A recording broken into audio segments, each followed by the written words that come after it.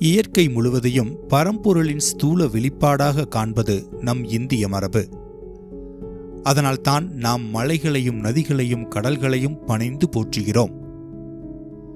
தென்னகத்தில் கிரிவலம் பிரபலமாக இருப்பது போல நர்மதை நதிவலம் எனப்படும் நர்மதா பரிக்கிரமா வட இந்தியாவில் மிக பிரபலம்.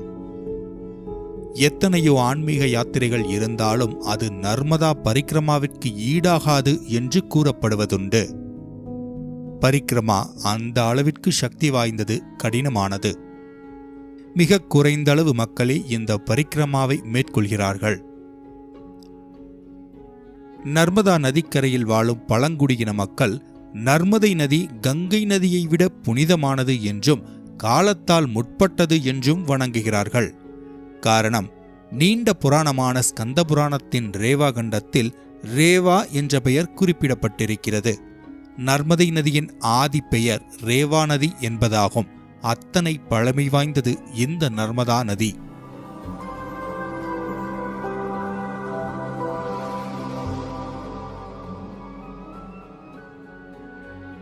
அமர்கண்டக் கடல் மட்டத்தில் இருந்து 1050 மீட்டர் உயரத்தில் உள்ள புனித ஸ்தலம். இது மத்திய பிரதேசத்தின் ஷாடால் மாவட்டத்தில் உள்ள மகாதேவ மலைக்கும் மைக்கால் குன்றுதொடருக்கும் இடையே அமைந்துள்ளது. இங்குள்ள ஒரு புனித ஊற்றில்தான் நர்மதை உற்பத்தியாகிறது. அமர்கண்டக்கில் உற்பத்தியாகி மேற்கு நோக்கி 1310 கிலோமீட்டர் பாய்ந்து அரபிக் கடலில் கலக்கும் நர்மதை நதி இந்தியாவில் மேற்கு நோக்கி பாயும் நதிகளிலே மிக நீளமானது. தென்கரையில் 1070 கிலோமீட்டர் தூரம் மத்திய பிரதேசத்திலும் 75 கிலோமீட்டர் மகாராஷ்டிரத்திலும் 165 கிலோமீட்டர் குஜராத்திலும், வடகரையில் 1105 கிலோமீட்டர் மத்திய பிரதேசத்திலும் 25 கிலோமீட்டர் குஜராத்திலும் ஓடி மிக அகண்ட முகத்வாரத்தை ஏற்படுத்தி கொண்டு பரூச் மாவட்டம் விமலேஸ்வரில் அரபிக் கடலில் கலக்கிறது. நர்மதை அடர்ந்த காடுகள் வழியாகவும் பாறைகள் நிறைந்த இடங்கள் வழியாகவும் பாய்கிறது. சுமார் 40 பெரிய உபநதிகளும் எண்ணற்ற சிறிய நதிகளும் நர்மதையுடன் சேருகின்றன. கங்கையில் குளித்தால் நம் பாவங்கள் அனைத்தும் நீங்கும் என்பது ஐதீகம். ஆனால் அந்த கங்காதேவியே ஆண்டுக்கொருமுறை ஒரு கருத்த பசு ரூபத்தில் வந்து நர்மதையில் நீராடி தான் ஏற்றிக்கொண்ட பாவங்களை கழுவி பரிசுத்தமாக்கிக் கொண்டு வெளுத்த பசுவாய் திரும்பி போகிறாள் என்பது ஐதீகம். 1000 கைகளை உடைய கார்த்தவீரியன் நர்மதையை தடுத்து நிறுத்த முயல இன்று சகஸ்ரதாரா என்றழைக்கப்படும் இடத்தில் நர்மதை எளிதாக அவன் கைகளை தாண்டி பாய்கிறாள். நர்மதை கரையில் இந்து மதத்தினருக்கு ஓம்காரேஸ்வர், கருடேஸ்வர் போன்ற புண்ணிய தலங்களும், சமணர்களுக்கு பர்வானியும், இஸ்லாமியர்களுக்கு மாண்டாவும் உள்ளன. புராணத்தின்படி நர்மதை சிவபெருமானின் உடலில் இருந்து தோன்றியதால் நர்மதைக்கு ஜடாசங்கரி என்ற பெயரும் உண்டு. இந்தியாவின் மிக அழகிய நதிகளில் ஒன்றான நர்மதை எளிமையான, அதே சமயம் வலிமையான கலாச்சாரத்தின் மையமாக திகழ்கிறது. நர்மதை கரையில் வசிப்பவர்கள் பெரும்பாலும் சிவபக்தர்கள். நதியில் உள்ள ஒவ்வொரு கூழாங்கல்லும் சிவலிங்கமாகவே கருதப்படுகிறது. அந்த கற்களுக்கு நர்மதா லிங்கேஸ்வரர் என்று பெயர். நர்மதை தோன்றிய வரலாறு சுவாரஸ்யமானது. ஒருமுறை மைக்கால் மலைத்தொடரில் ஆழ்ந்த தியானத்தில் இருந்த சிவபெருமானின் உடலில் இருந்து உருவான ஒரு வியர்வை துளி நிலத்தில் விழ அந்த இடம் முழுவதுமே வெள்ளத்தால் சூழப்பட்டது. பின்னர் நீரில் இருந்து தோன்றிய ஒரு பெண் தெய்வம் சிவபெருமானை வணங்கி நின்றது. வணக்கத்தை ஏற்றி கண்களை திறந்தார் சிவபெருமான். அத்தெய்வம் சிவபெருமானை நோக்கி, என்னை உருவாக்கிய நீங்களே என் தந்தை, என் பணி என்ன என்று கேட்க, அதற்கு சிவபெருமான், நீ நதியாக ஓடி உன்னை தரிசிக்கும் பக்தர்களின் பாவங்களை போக்குவாயாக என்று கூறி மக்கள் உன்னை நர்மதை என்று அழைப்பார்கள் என்று ஆசீர்வதித்தார். மற்றொரு புராணக் கதையும் உண்டு.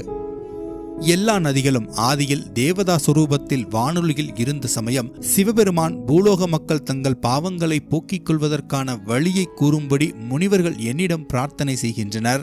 உங்களில் ஒருவர் பூலோகம் சென்று நதியாக ஓடி மக்களின் பாவங்களை ஏற்றுக்கொள்ள வேண்டும் என்றாராம். உடனே எந்த தயக்கமும் இல்லாமல் நர்மதா தேவி குதித்தெழுந்து கிளம்பினாளாம். மக்களின் பாவங்களை ஏற்றுக்கொள்வதற்காக தன்னையே தியாகம் செய்ய முன்வந்த நர்மதையைக் கண்டு சிவபெருமான் மிகவும் மகிழ்ந்து, மக்கள் உன்னை வலம் வந்து வணங்குவார்கள், உன்னை கண்ட மாத்திரத்திலேயே மக்களின் பாவங்கள் பறந்தோடிவிடும், அப்படி வலம் வந்து வணங்கும் பக்தர்களுக்கு நானும் அருள் புரிவேன் என்று ஆசீர்வதித்தாராம். கங்கையில் குளித்தால்தான் பாவங்கள் போகும், ஆனால் நர்மதையை பார்த்தாலே பாவம் தீரும். கங்கா பரிக்கிரமாவும் வழக்கத்தில் உண்டு, ஆனால் இது சிறிது தூரத்திற்குத்தான். ரிஷிகேசத்தில் தொடங்கி ஹரித்வார் வரை வந்து கங்கையை பாலத்தின் வழியாக கடந்து பிறகு திரும்ப செல்வது. ஆனால் உற்பத்தி ஸ்தானத்தில் இருந்து முகத்வாரம் வரை இரு கரைகளையும் சுற்றி பிரதட்சணம் செய்யும் பூர்ண பரிக்கிரமா நர்மதைக்கு மட்டுமே உரியது. இது சிவபெருமான் அருளிய தனி சிறப்பு. நர்மதா பரிக்கிரமாவை முதலில் ஆரம்பித்தவர் ஸ்ரீ மார்க்கண்டேய மகரிஷி. சிரஞ்சீவிகளான அஸ்வத்தாமர், பரசுராமர், ஆஞ்சநேயர், விபீஷணர், மகாபலி, கிருபர், வியாசர் ஆகியோர் நர்மதையை இன்றும் சுற்றி சுற்றி வந்து பரிக்கிரமாவாசிகளை பாதுகாக்கிறார்கள் என்பது ஐதீகம். இந்த புனித யாத்திரை காலம் காலமாக முனிவர்களாலும் சாதுக்களாலும் ஆன்மீக சாதகர்களாலும் கிரகஸ்தர்களாலும் நர்மதை கரையில் வாழும் கிராம மக்களாலும் மேற்கொள்ளப்பட்டு வருகிறது. சபரிமலை யாத்திரை எப்படி பிரபலமானதோ அதே போலத்தான் நர்மதை நதி பரிக்கிரமாவும் மிக பிரபலமானது. நமக்கு காசி யாத்திரை போல நர்மதை கரையில் வாழும் மக்களுக்கு வாழ்நாளில் ஒரு முறையேனும் நர்மதா பரிக்கிரமா செய்வது அவசியம் என்ற கொள்கையும் உண்டு. அந்த மக்களுக்கு நர்மதையே புனிதத்தாய், சாந்தி நல்கும் தெய்வம். நர்மதையை அவர்கள் அம்மா என்றே அழைக்கிறார்கள். பரிக்கிரமா செல்லும் பாதை பெரும்பாலும் ஆற்றின் கரையை ஒட்டிய வழித்தடங்களாகவே இருக்கும். கரையை ஒட்டிய அடுத்தடுத்த கிராமங்களும் வயல்வெளிகளும் சிற்றூர்களும் சிறு சிறு நகரங்களும் இருக்கும். உணவு வேளைகளில் கரையில் இருந்து கிராமத்திற்கு சென்று உணவை பெற்றுக்கொண்டு மீண்டும் கரையோரம் பயணம் செய்வது வழக்கம். நர்மதை நதியின் சராசரி அகலம் 500 மீட்டர் ஆகும். பல ஊர்களில் இக்கரைக்கும் அக்கரைக்கும் இடையே படகு போக்குவரத்தும் உண்டு. நர்மதைக்கு பல உபநதிகள் உள்ளன. பரிக்கிரமா பாதையில் நர்மதையோடு வந்து கலக்கும் சுமார் 50 உபநதிகளை கடந்துதான் நாம் பயணிக்க வேண்டும். பயண தூரம், அதிலுள்ள சிரமங்கள், இடையிடையே மனித நடமாட்டம் இல்லாத காட்டுப்பகுதியில் பயணம் ஆகியவற்றை கருத்தில் கொண்டு பரிக்கிரமாவாசிகள் பலரும் குழுக்களாக சேர்ந்து செல்கிறார்கள். பெண்கள் சபரிமலை யாத்திரை நியமத்தைப் போலவே பருவ வயது அடையும் முன்னோ அல்லது மாதவிலக்கு நின்ற பின்னரும் பரிக்கிரமா மேற்கொள்கிறார்கள்.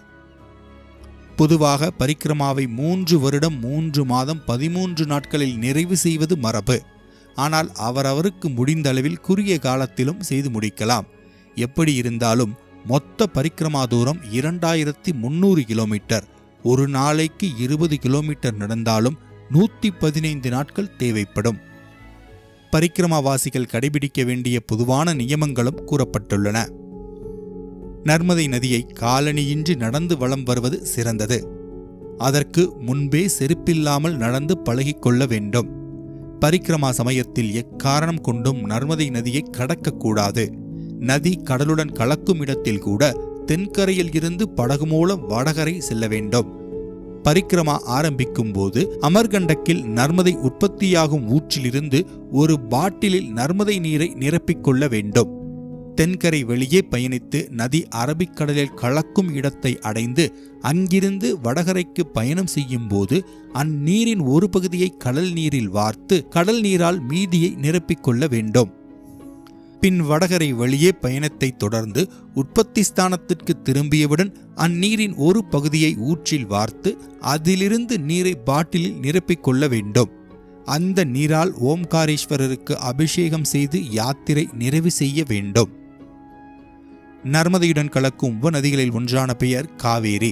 அது நர்மதையுடன் சங்கமிக்கும் இடத்தில் ஒரு தீவு பகுதி உருவாகியுள்ளது. அதில்தான் புகழ்பெற்ற ஓம்காரேஸ்வர் சிவன் கோவில் உள்ளது. இந்த கோவிலுக்கு செல்ல நர்மதை நதியை கடந்து செல்ல வேண்டும். அதனால் பரிக்கிரமாவின் போது அக்கோவிலுக்கு செல்லக்கூடாது. காசி யாத்திரை மேற்கொள்பவர்கள் காசியில் இருந்து கங்கை நீரை எடுத்து வந்து ராமேஸ்வரம் சென்று அந்த நீரால் ராமநாத சுவாமிக்கு அபிஷேகம் செய்தால்தான் காசி யாத்திரை நிறைவுற்றதாக சொல்வார்கள். அதுபோலவே பரிக்கிரமாவை முடித்து நர்மதை நீரினால் ஓம்காரேஸ்வரருக்கு அபிஷேகம் செய்து வழிபட்டால்தான் பரிக்கிரமா நிறைவு பெறும் என்பது ஐதீகம். நடைபயணம் முடித்த பிறகு ஓம்காரேஸ்வரருக்கு பஸ், ரயில் மூலம் பயணம் செய்யலாம். தொன்று தொட்டு இந்த புனித யாத்திரை நடப்பதால் இல்லத்தாரும் தொண்டு நிறுவனங்களும் பரிக்கிரமாவாசிகளுக்கு இலவசமாக மளிகை பொருட்கள் வழங்குவது வழக்கம். உணவுப் பொருட்களை பெற்றுக்கொண்டு தாங்களே சமைத்து சாப்பிடுவது மரபு. ஆயினும் சமைத்துண்ண முடியாதவர்களிடம் இருந்து அந்த உணவுப் பொருட்களை பெற்று சமைத்து தருவது அல்லது இல்லத்தார் தாமே முன்வந்து அன்னமிடுவது இரண்டுமே வழக்கத்தில் உண்டு. ஒருவேளை பிட்சை கேட்டு உண்ணும் பட்சத்தில் பிச்சை கேட்டு பெறுவதிலும் ஒரு நியமம் உண்டு. ஒருவரிடம் பிச்சை கேட்டு மறுக்கப்பட்டால் அதிகபட்சமாக மேலும் 2 கேட்கலாம். 3 முறையும் மறுக்கப்பட்டால் அது இறைவனின் விருப்பமாக ஏற்றுக்கொண்டு அந்த வேளை உணவை தியாகம் செய்திட வேண்டும். ஆனால் பரிக்கிரமாவாசிகளை நர்மதை ஒருபோதும் பசியில் நடக்கவிட மாட்டார். அரசு அலுவலகத்தில் இருந்து ஒரு அத்தாட்சி சான்றிதழை பெற்று அதை பரிக்கிரமாவின் போது எடுத்துச் செல்லும்படி அறிவுறுத்தப்படுகிறது. சில குற்றவாளிகள் காவல்துறையிடம் இருந்து தப்புவதற்காக பரிக்கிரமாவாசிகள் போல் வேடம் போடுவதால் அந்த சான்றிதழ் மிகவும் அவசியம் என்கின்றனர். பரிக்கிரமா ஆரம்பிக்கும் அமர்கண்டக்கில் உள்ள அரசு அலுவலகத்தில் இந்த சான்றிதழை பெற்றுக்கொள்ளலாம். ஆனால் இப்போது வாகனத்தில் உங்களை நர்மதா பரிக்கிரமா அழைத்துச் செல்வதற்கு கூட நிறுவனங்கள் வந்துவிட்டன. சிலர் 2 சக்கர வாகனத்தில் கூட நர்மதா பரிக்கிரமா செல்கிறார்கள். ஆனால் வாய்ப்பிருக்கும் பட்சத்தில் நம் வாழ்க்கையில் ஒரு முறையேனும் நர்மதா பரிக்கிரமா மேற்கொள்வது நமக்கு பல நன்மைகளை பெற்றுத்தரும். நன்றி.